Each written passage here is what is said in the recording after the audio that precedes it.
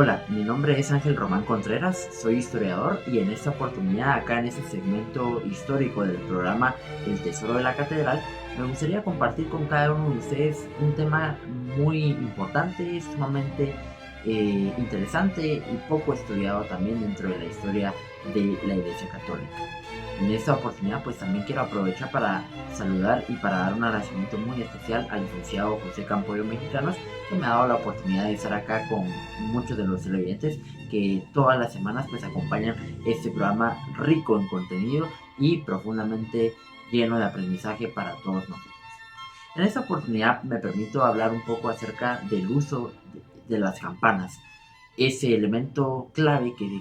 funciona precisamente para cohesionar la espiritualidad y para hacer también un llamado a muchos de nosotros fieles católicos para acudir a diferentes ritos de la Iglesia Católica, especialmente las misas, los bautizos, matrimonios y otros ritos propios de la Iglesia Católica. Además de ello, pues también ha servido para hacer paso y presencia de algunos cortejos provisionales que forman parte también de ese desfile que hacen o de ese paso emblemático que rinden en el frontispicio de un templo muy especial. Esto es de una manera muy reproducida, digamos, en varios de esas manifestaciones de piedad popular, y en el caso de la ciudad de Guatemala, en el Valle de la Ermita, hemos visto como algunas de estas campanas han servido también como iconos de algunas historias muy interesantes y así como leyendas como las que vamos a comentar en esta oportunidad. Acá desde la Nueva Guatemala de la Asunción encontramos ejemplos muy emblemáticos de estos objetos que han servido para unificar la fe de muchos de nosotros que estamos influidos por la religión católica. Uno de estos maravillosos casos que encontramos dispersos acá en la ciudad de Guatemala se encuentran en la parroquia Nuestra Señora de las Mercedes, en la que curiosamente y tradicionalmente se conoce como la Campana de Jesús. Detrás de esa campana se encuentra también una leyenda que se ha tejido y se ha conservado hasta nuestros días. Y es que precisamente cuando Jesús Nazareno de la Merced, que es una imagen que data de 1655, sale a impartir sus bendiciones la madrugada del Viernes Santo, se escucha esa campana que hace también el acompañamiento místico de ese cortejo procesional. La leyenda surge precisamente de que el sonido es escuchado hasta el Vaticano, hasta en Roma, y que el mismo Papa ha escuchado también el sonido que emerge estos repiques de la campana de Jesús acá en la Nueva Guatemala de la Asunción. Otros ejemplos clásicos que encontramos también de campanas muy emblemáticas son las que se encuentran, por ejemplo, en el frontispicio de la parte superior del Templo Histórico de San Francisco. Hay una de ellas que data del año 1600 y que es dedicada precisamente o más bien ofrendada a la Virgen de Lorena. En la iglesia de Santa Catalina, también de la Nueva Guatemala de la Asunción, encontramos una campana que se encuentra también en una de las torres superiores de la iglesia y que está fechada en el año de 1720, dedicada a la Santísima Virgen María. Es una campana que se cree también pues vino como parte de los bienes de las monjas catalinas a este nuevo valle y se ha conservado hasta la fecha. De hecho, es importante reconocer que al inicio del día pues son escuchadas estas campanas, especialmente esta que data del año 1720, y también se escucha cuando son las ceremonias propias de los cortejos provisionales y las eucaristías propias del día.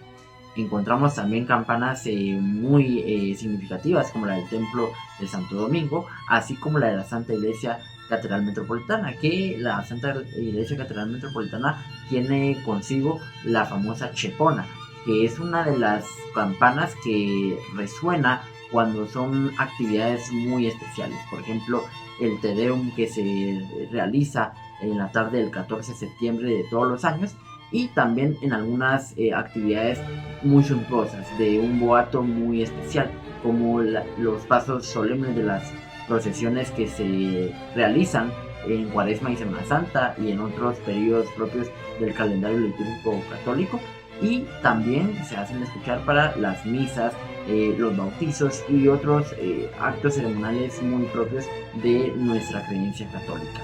Esta campana fue mandada a fundir por el maestro campanero Julio Basó en 1870, y eso ha hecho que hasta la época haya tenido cierta presencia en distintas actividades propias de la religiosidad popular guatemalteca. Hay también algunas creencias de que esta campana se hizo escuchar también cuando se aprobó la Constitución de Cádiz en 1812, pero habría que también entender que es una campana que viene desde ya la segunda mitad del siglo XIX, por lo que es un poco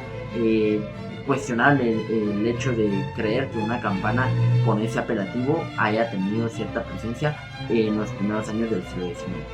Recibe el nombre de Chepona por el mismo sobrenombre que se le da también en ese momento. La campana fue entregada el 19 de marzo de 1870 en el Día de San José, y era muy común que en esa época también los diferentes objetos propios de la religiosidad o algunos otros instrumentos también fueran bautizados con el nombre del santoral del día. En ese caso, la campana era llamada como San José, pero tradicionalmente, como es conocido también en Guatemala, se le colocan motes o apodos a estos elementos y se ha conservado con el nombre de la Chepona. Otros ejemplos característicos de las campanas que adornan las iglesias de la ciudad de Guatemala son las que aparecen, por ejemplo, en la iglesia de la Rectoría del Carmen, ubicada en la 8ª avenida y 10ª calle de la zona 1, que recibe el nombre de Nuestra Señora de la Encarnación, que data del año 1728. Asimismo, encontramos otro de los ejemplos más emblemáticos y más hermosos de estos campanarios que se sitúan en los templos de Guatemala, como es el caso de la Iglesia de la Revolución, que tiene también una campana que fue incluso un obsequio del general Rafael Carrera allá por el año de 1855, cuando se inaugura nuevamente después de varios años de construcción de la iglesia, y que justamente da esta donación de un campanario para que pueda ser colocado en una de las torres que hasta la fecha se sigue conservando dentro de este conjunto arquitectónico de la Iglesia de la Resurrección. También es importante recordar los otros ejemplos que tenemos dispersos en todos los puntos del interior de la República, en donde muchos de nosotros nos hemos sentido identificados y nos hemos sentido también a la expectativa de entender que estos sonidos propios de las campanas que adornan muchos de las partes altas de nuestras iglesias hacen también ese efecto de cohesionarnos espiritualmente y hacernos también parte de esas actividades y de esas prácticas que continuamente hacemos a lo largo del tiempo. Agradezco profundamente al programa El Tesoro de la Catedral por ese espacio y los esperamos la siguiente semana para un nuevo encuentro acá en ese segmento histórico que su servidor Ángel Román estará con mucho gusto acompañándoles a todos nuestros televidentes.